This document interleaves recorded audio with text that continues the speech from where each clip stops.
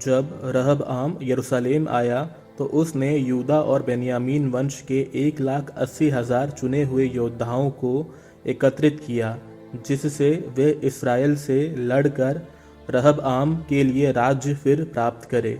लेकिन प्रभु की वाणी ईश्वर भक्त शमाया को यह कहते हुए सुनाई पड़ी, सुलेमान के पुत्र यूदा के राजा रहबआम तथा यूदा और बेन्यामीन के सब इस्राएलियों से कहो, प्रभु का कहना है कि तुम अपने भाई बंधु इस्राएलियों से लड़ने मत जाओ, प्रत्येक अपने घर वापस चला जाए, क्योंकि राज्य के विभाजन में मेरा हाथ है।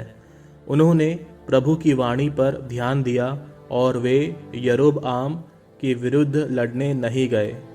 रहबआम यरूशलेम में रहने लगा और उसने यूदा और बेन्यामीन में इन किलाबंद नगरों का निर्माण किया, बेतलेहम, एताम, तकोआ, बेतसूर, सोको, अदुल्लाम, गत, मारेशा, जीफ, अदोरईम, लाकीश, अजेका, सोरआ, अय्यालोन और हेब्रोन।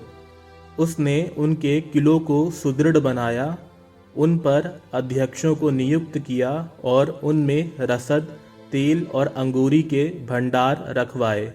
प्रत्येक नगर में ढाले और भाले रखे गए। उसने उन्हें अत्यंत सुदृढ़ बनाया। इस प्रकार यूदा और बेन्यामीन उसके वश में रहे।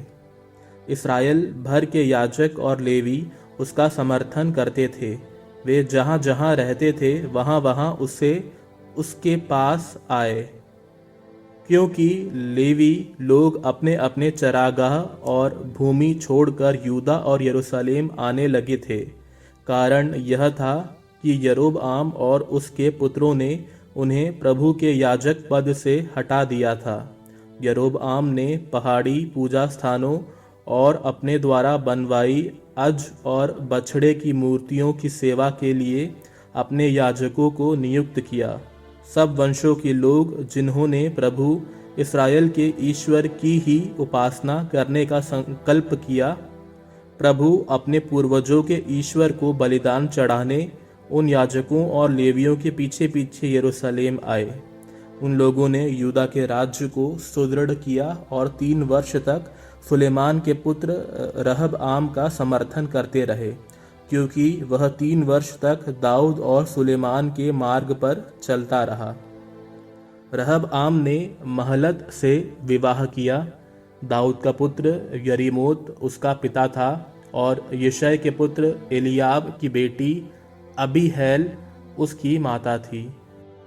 उस पत्नी से उसके ये पुत्र हुए, यऊश, शमारिया और जाहम। इसके बाद उसने अबशालोम की पौत्री माका से विवाह किया। उससे उसके ये पुत्र हुए, अबिया, अत्तै, जीजा और शलोमीत। रहबआम अपनी अन्य पत्नियों और उपपत्नियों से अबशालोम की पौत्री माका को अधिक चाहता था। उसके 18 पत्नियां और 60 उपपत्नियां थीं तथा 28 पुत्र और 60 पुत्रियां। रहबआम ने माका के पुत्र अबिया को अपने भाइयों के ऊपर युवराज नियुक्त किया, क्योंकि वह उसे राजा बनाना चाहता था। उसने समझदारी से काम किया और अपने सब पुत्रों को यूदा और बेन्यामीन के सब प्रांतों में तथा सब किलाबंद नगरों में रखकर अलग अलग कर दिया।